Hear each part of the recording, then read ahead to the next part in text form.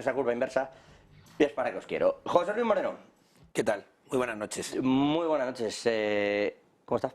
Muy bien, encantado de estar aquí una noche más para comentar la actualidad internacional que va muy maciza, la verdad. Sí, va, sí.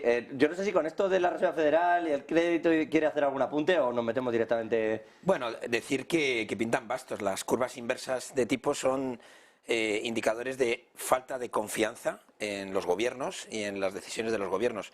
Y luego es verdad que en todos los sitios, Banco de Inglaterra, la Reserva Federal, se está llamando la atención con respecto a que se puede contagiar el famoso shadow banking de lo que ha ocurrido a nivel bancario. Es decir, ahora entramos en un momento donde los bonos de las corporaciones, donde los fondos, donde digamos todos los mecanismos de ahorro que tienen los inversores del día a día, pues van a ser cuestionados en el corto plazo, lo que hace que los mercados van a ser menos líquidos y que en algunos casos se van a producir pérdidas que pueden hacer peligrar algunos de estos instrumentos financieros, Bueno, algunos de estos bonos. Lo hemos hablado aquí alguna vez, que incluso se habla de que la crisis pueda venir por ahí, precisamente, por el Sí. hecho de que no estén bien protegidos toda la parte que hay por detrás. Primero tienes los bancos, primero los bonos, luego tienes los bancos y ahora tienes otro tipo de instrumentos que básicamente las empresas lo que han hecho ha sido hacer inversiones, en mucho caso a largo plazo, piden tipos de interés, una remuneración muy amplia para poder competir con ese tipo de productos, básicamente los fondos capital riesgo, y si tú necesitas por retirada de fondos, por falta de confianza, hacer líquido lo que tienes en el largo plazo, pues puede ocurrir lo que pasó más o menos en Silicon Valley Bank, que tenían temas a largo que tuvieron que hacer a corto y se produjeron unas pérdidas importantes. Pero bueno. Sí, pero bueno, pero ahí estuvieron, sí, sí.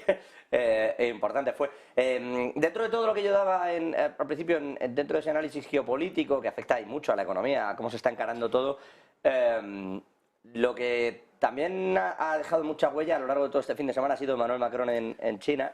Sin duda. Un Emmanuel Macron que, más allá de ser un firme opositor a Vladimir Putin, de posicionarse claramente del lado de Zelensky, etcétera, etcétera, lo cierto es que ha ido a China a decir que la posición de Europa, y esto tiene un riesgo, la posición de Europa debería estar mucho más equilibrada y no enfrentarse con China concretamente. Ha tenido de todo esto. Bueno, por lo que yo he podido ver, Emmanuel Macron es una persona bastante asertiva con sus interlocutores.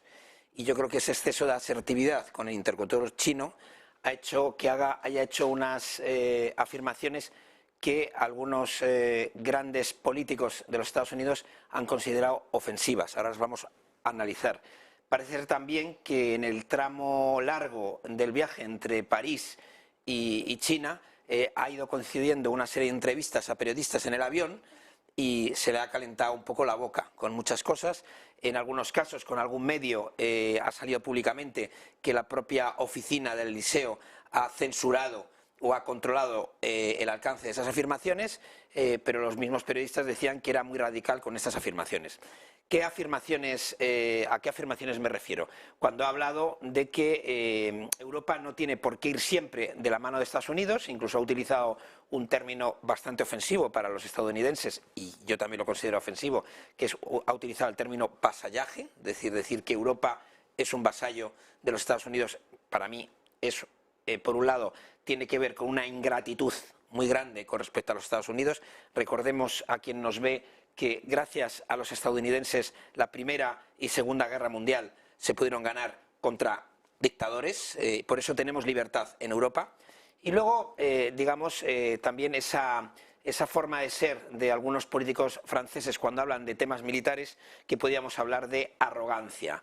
Esa arrogancia que existió en la época de Napoleón en Waterloo, que pensaba que iba a ganar y le pegaron una manita impresionante el resto de ejércitos que se confabularon para ir en contra del ejército francés, y por supuesto la famosa línea Maginot, que no aguantó ni 15 minutos, que era la principal garantía para que los alemanes no conquistasen o no entrasen en Francia. Bueno, pues como digo, esa ingratitud de no reconocer el papel fundamental de Estados Unidos en la Primera, Segunda Guerra Mundial y en el Plan Marshall hace que el senador Marco Rubio, republicano, haya preguntado en público y en más de una ocasión si esa posición de Emmanuel Macron era solo de Emmanuel Macron o era la de Europa.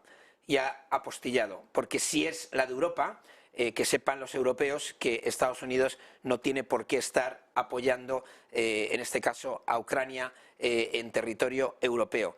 Porque lo que se interpreta de las declaraciones de Emmanuel Macron es que si por lo que fuera China tomase una decisión con respecto a Taiwán, pues Europa podría ser neutral. Y esto es una forma de darle pistas al poder chino, que es el otro gran poder que tenemos en el globo, de decirle, bueno, pues vas a tener un problema menos.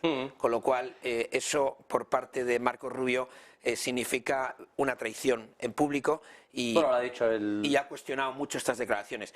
También es verdad que la sensación que tenemos, lo hemos hablado hace unos días también aquí con respecto al tema de las pensiones, es que Emmanuel Macron está en su última legislatura y ya le da igual 8,80. Pero es verdad que aquí ha pisado un callo muy duro. En el tema de Taiwán, tanto demócratas como republicanos están de acuerdo y no manifestar... Es algo clave para el salto tecnológico estadounidense. Ahora lo podemos comentar también. Lado, el tema de Taiwán, como bien comentas, no solamente tiene una vertiente política sino tiene y militar, sino tiene una vertiente absolutamente económica, ¿no? Taiwán, para los que la antigua Formosa, para los que no lo saben, es una isla que es más o menos como 10 veces la isla de Mallorca y tiene la mitad de la población de España, es decir, es una isla muy poblada.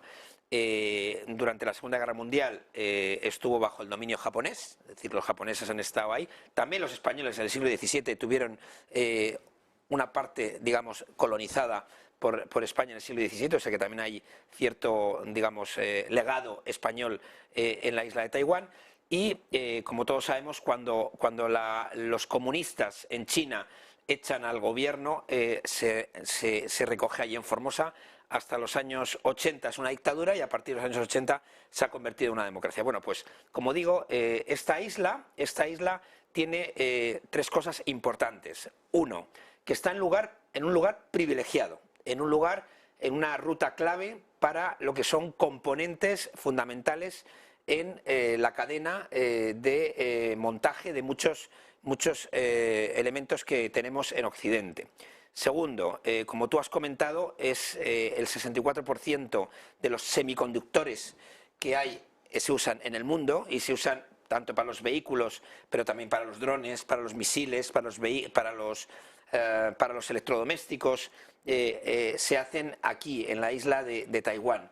Y además, si hubiera un problema geoestratégico de nivel de guerra o de rodeo de la isla por parte, como ya ha ocurrido en estas maniobras, por parte de las tropas chinas, los barcos chinos, más de 11 barcos chinos han estado rodeando la isla de Taiwán durante estos 3 días, bueno, pues eso afectaría al comercio mundial y lo que haría sería encarecer mucho más esas rutas, lo que sería malo para la inflación también.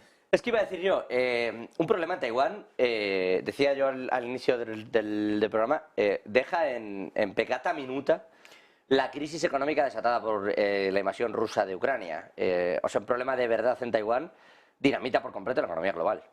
Sí, ya lo vimos en su momento con las cadenas de suministro, pues aquí lo mismo, esto afectaría a la India, afectaría a Japón, afectaría a Corea del Sur y afectaría, por supuesto, Filipinas y afectaría a la propia China, que tendría que buscar otras rutas porque sería una ruta conflictiva.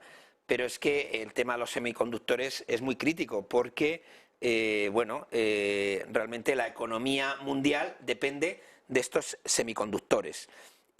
Por supuesto, sería un gran trofeo para China, tanto político como económico, y de hecho, en la política china, en el famoso libro blanco que se dio a conocer justo en las otras maniobras que se hicieron en agosto del año pasado, bueno, hay que decir que estas maniobras que hemos tenido estos 3 días, las anteriores se habían hecho en el año 95-96, las siguientes en en agosto del 22 y estas en abril del 23, es decir, cada vez están más próximas en el tiempo. Y a diferencia de lo que ha ocurrido en otros casos, aquí el rodeo ha sido total, puesto que mirando, digamos, las matrices de ocupación del espacio aéreo por parte de los aviones, cosa que ha hecho el Ministerio de Defensa japonés, que está muy pendiente de lo que está ocurriendo aquí, porque tiene incluso una isla muy próxima a esta isla de Taiwán. Bueno, pues esas matrices lo que demuestran es que no solamente se está cerrando la parte que hace frontera con China, sino también la parte sur, que digamos que es la que le da la salida al mundo libre, si me permites utilizar esta expresión. Y luego decir que es muy importante saber que China probablemente ahora no esté preparada todavía para hacerse con el control de Taiwán, pero que está construyendo islas artificiales militarizadas muy próximas a Taiwán. Y además cada vez son mayor el número de aviones que producen esa invasión del espacio aéreo de Taiwán, que lo que mide es la reacción del ejército taiwanés ante una posible invasión. Si me permites, sí, en un año... De hecho, Taiwán decía que de las pruebas de hoy, de casi 60 aviones, casi 40 habían invadido el espacio aéreo. Si tú ves, en un año, desde marzo del 22 hasta marzo del 23, ha habido 894 incursiones en espacio aéreo taiwanés de aviones chinos, y la suma total de los aviones en este año han sido de 1.872 aviones. Evidentemente no es ningún error. Además, este es un dato del Ministerio de Defensa de Japón. Quien está monitorizando lo que ocurre en Taiwán no es el propio Taiwán, sino que es el Ministerio de Defensa de Japón, que está muy preocupado. Bueno, y que es quien está, entre otras cosas, ya dejando que Estados Unidos también haga ciertas cuestiones, con lo que le enfada a China cuando le invaden las aguas territoriales. Bueno, Estados Unidos, si me permites ya para terminar, ha cambiado su política de tener una ambigüedad estratégica a una claridad estratégica en el asunto de Taiwán. El mensaje que Estados Unidos le ha dejado a China, y por eso China de alguna forma se ha enfadado, es que lo que ocurra en Taiwán como si ocurriera es como si ocurriera en un aliado como lo es de Estados Unidos. Y en esa misma línea creo que tenemos al otro lado al experto en geopolítica, Fernando